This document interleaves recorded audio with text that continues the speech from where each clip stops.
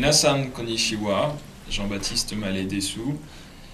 J'ai écrit ce livre parce que j'ai découvert en 2011 l'histoire d'une usine de sauce tomate. Cette usine s'appelait Le Cabanon.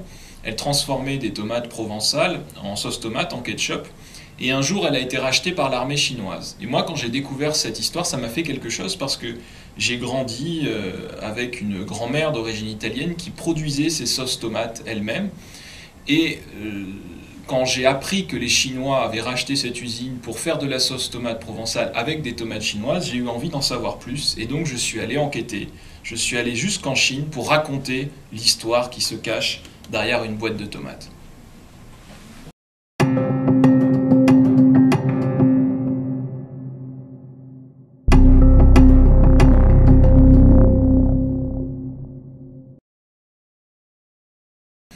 En Chine, ce sont parfois des prisonniers ou des enfants qui ramassent les tomates.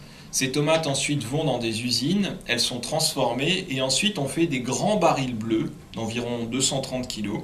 J'ai enquêté sur la mafia italienne par exemple qui contrôle ce business. J'ai rencontré tous les plus grands dirigeants en Californie, j'ai rencontré le plus grand producteur mondial de concentré de tomates. Et puis j'ai également enquêté en Chine, dans le Xinjiang, où il est très difficile d'aller quand on est journaliste, sur les pratiques des Chinois dans ce business, qui sont parfois des pratiques illégales. Par exemple, les Chinois coupent le concentré qu'ils vendent avec des additifs, et ce produit parfois toxique, parfois périmé, est vendu aux Africains. Donc je suis allé enquêter sur les pratiques des Chinois en Afrique.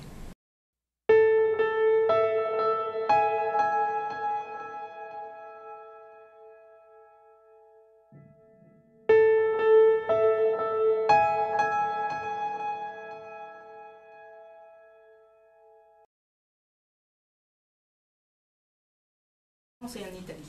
Depuis la publication de mon livre, on a beaucoup parlé en France, en Italie, dans d'autres pays, de ce qui se passe, de l'histoire derrière ces produits. On ne peut pas soupçonner le voyage que peut faire une tomate avant d'arriver dans un verre de jus de tomate. Et donc en France, il y a eu des changements et j'espère que ça sera la même chose au Japon demain.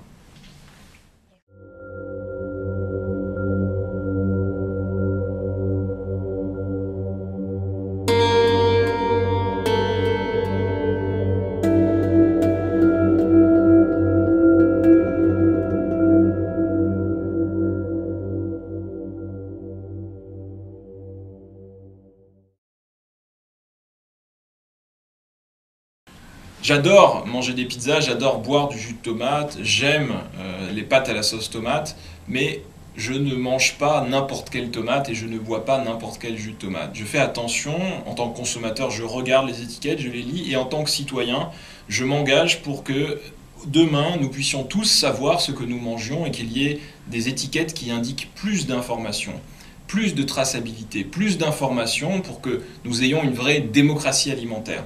Donc, dans ce livre, vous aurez ces informations-là, vous connaîtrez la géopolitique de la tomate, vous connaîtrez les secrets parfois inavouables de cette filière. Donc lisez ce livre, Yonde Kudasai.